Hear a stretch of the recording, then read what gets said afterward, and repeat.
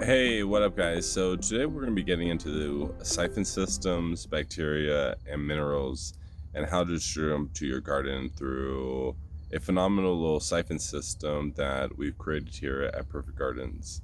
Let's go ahead and get into it. Please remember to like, share, subscribe. Make sure to check out the $2.99 membership, and we got the VIP link down below in the description. Okay, so even myself as a gardener, I go through realizations every single year. As I use my products myself, I even after 10 years, I'm still learning things about drops of balance, and I'm learning about more about water, right? And I'm applying different thought processes in the garden over time, because sometimes you can't plant a garden 1 year, so you miss out on the opportunity for observations. And this year, we ended up creating this phenomenal little siphon system. And I know at this point, if you guys have been on the channel, you guys are probably getting annoyed of how many times I'm talking about this siphon system. Although I really do think the way how backyard farmers become more successful overall, just because it creates a consistency in their watering practices with clean water, mineralized water, the full bacteria, and you can kind of get away from mixing nutrients. I mean, you can actually get more complex in the system. And here, let me turn it around and show you. And today, again, like I said, today we're going to talk about the minerals, and we're going to talk about bacteria. And so one thing I ended up discovering this season is that when you use the bacteria, the minerals, drops of balance with EM1, it actually makes it go further. So this bottle right here is good. 32-ounce bottle is good for 1,000 gallons of water if you're using tap water. Okay, if you're using RO water, it's good for 2,000 gallons of water because you use it at half of the concentration. And the drops balance can be used for drinking water, and that's going to have a different mixture ratio. And that if you, let's say you want to clean water for drinking, you'd use it at 4 mLs per gallon. Let's say if you wanted to just add minerals to RO water for drinking, because you don't have to clean it and all you're doing is adding minerals for drinking, you'll add in 2 mLs per gallon. Your root system, though, actually we'll talk about foliar spray first, because the leaves are used to the sun beating down on them and the wind hitting them. They're much more hardier than a root system. Root systems are protected through the soil system. They're in a more consistent environment more often, so they're much more sensitive than the leaves. So for the leaves, for drops of balance, and again, I'm always trying to get away from RO systems. So if we use tap water, we need to be able to clean the water provided to our plants. So for foliar spray, you're going to use it at 4 mLs per gallon as well. That's the same concentration as if you were using it for drinking water. You'd use it for a foliar spray program. And if you're using RO water, same thing, you'd use 2 mLs per gallon. And like I said, for drinking water, same thing. If you're using RO water, 2 mLs per gallon. If you're using it for tap water, clean water first, you'd use that 4 mLs per gallon. So for the root system, if you're using tap water, you're going to want to use it at 1 ml per gallon. If you're using just the drops of balance, if you're using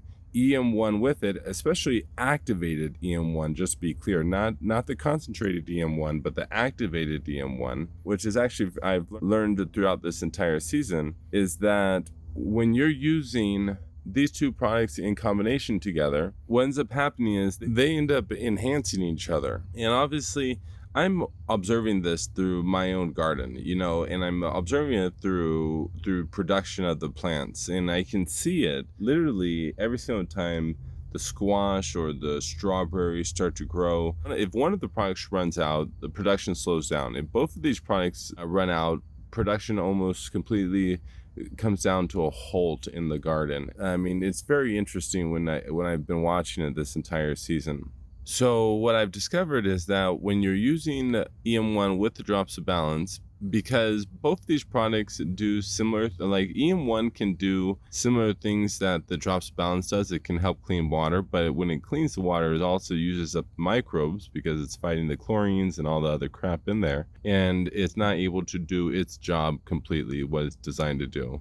So when you use the drops balance in conjunction with it, the drops balance cleans the water and allows the microbes to flourish properly.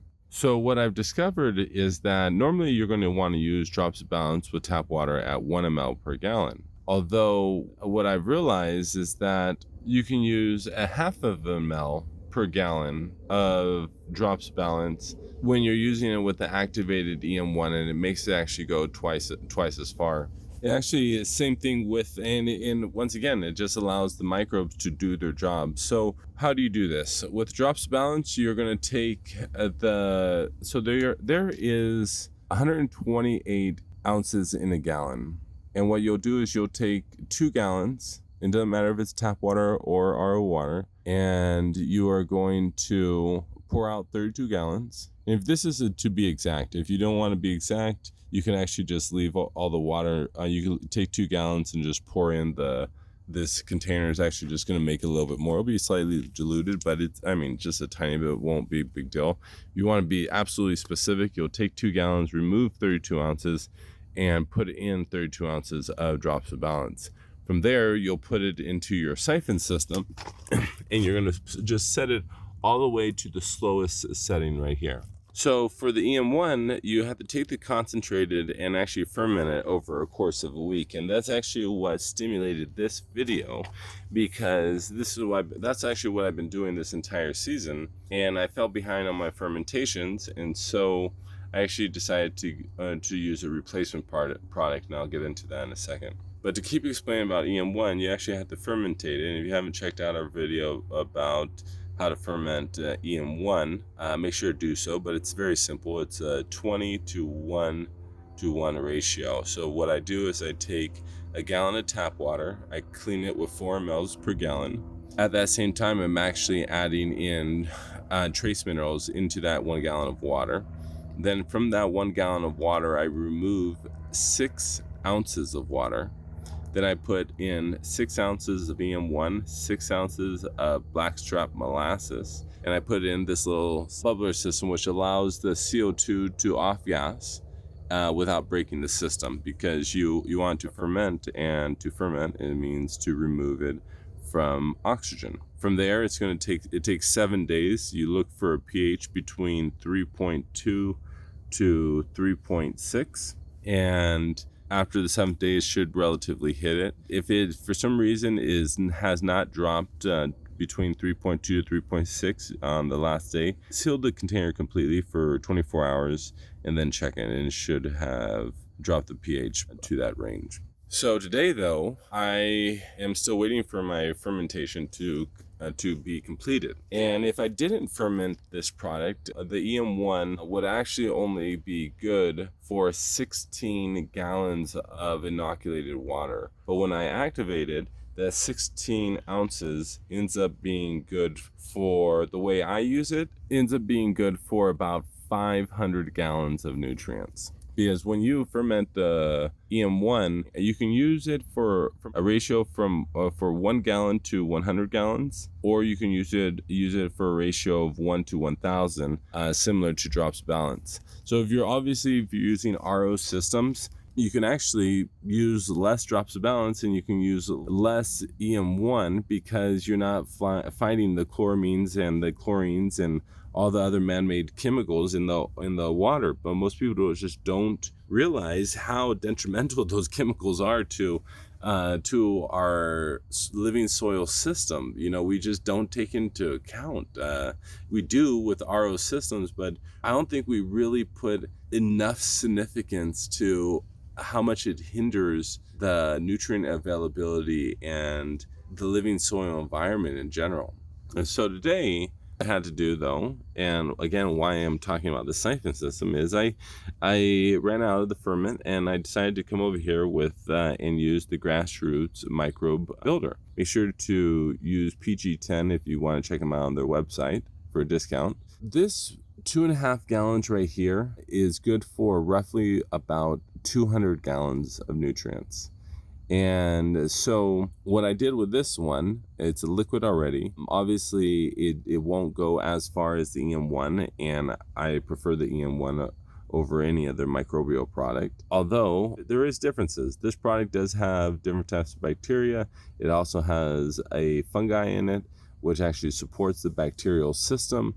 So until this finishes fermenting, this is what I got for right now. And because I can see the difference in my garden, I want to have something like this in my garden. Just have a liquid bacterial product to some level to put into your system until you can really maximize your money through fermentation of the bacterial product. I mean, literally every single time, guys, I run out of nutrients. It's on one of these, production stops, it slows down. Obviously, throughout the season too, I have to do my job to keep up with making sure the plants are growing healthy and they're producing. And I really just want to show you guys what I'm talking about here. This would be a decent example right here.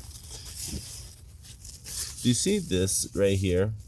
How this zucchini right here kind of like grows, but then it gets a little fatter right here, and then it stays skinny, and then it gets a little fatter down here. Well, most zucchinis actually don't grow like that. How they grow is more like this. You know, they're just going to grow and be like more of an even growing pattern, right? As I've been making my observations this season. And so what I've noticed is that I get these deformed zucchinis when I run out of microbes or when I run out of minerals. It's really interesting. And when I run out of both, you could tell, you know, when I run out of both, it's like it stops growing, you know, it stops getting fatter, you know, the growing proportion, it changes. You can just see it. And every single time that happens, I go back to the Siphon System and one or both have run out. Guys, I highly recommend checking out the Siphon System. I'm going to keep talking about it because if we're going to want to stay competitive in the marketplace, we have to reduce our costs of inputs, just so that, because some costs don't change. Employees, yeah, you know, everyone's going out of business in the cannabis area because everything's so expensive. If you're able to take a 16-ounce bottle of nutrients, drops of balance, and 16-ounce bottle of EM1, and turn that into 500 to 1,000 gallons of living water for your garden, then you're able to get some dry amendments, start composting, and literally you'll get to a point where you just are going to rarely need to purchase inputs for your garden. I mean, look at it. I mean, look at the whole garden, guys. I mean, it's just, I mean, you can see it here. We're producing. I mean, it's not like these things aren't just stacking, right? I mean, they're stacking, man, guys. Check it out. I mean, look, it's all green growth. All green growth. Let me turn it around. It's a little easier. I'm going against the sun. I mean, guys, I mean, look at that. It's all green growth. Get above it. You got your cucumbers, your peas.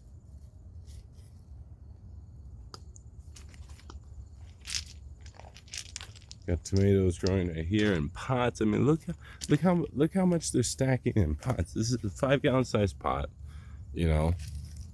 All those tomatoes right there. I mean, look how many tomatoes are on this one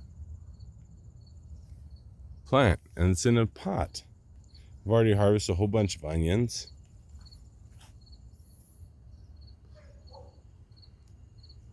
You see the squash right there. Winter squash. Corn.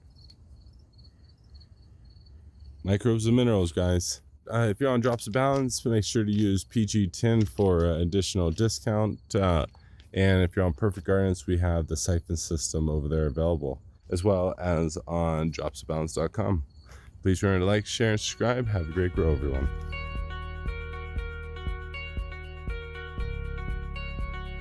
This one is also what's called a fit for 25B. And what that means is, as I was saying before, those products, there's a list of fit for 25B that it's really what your ingredients are. So it's ingredients that are considered organic ingredients that are all natural or something along those lines that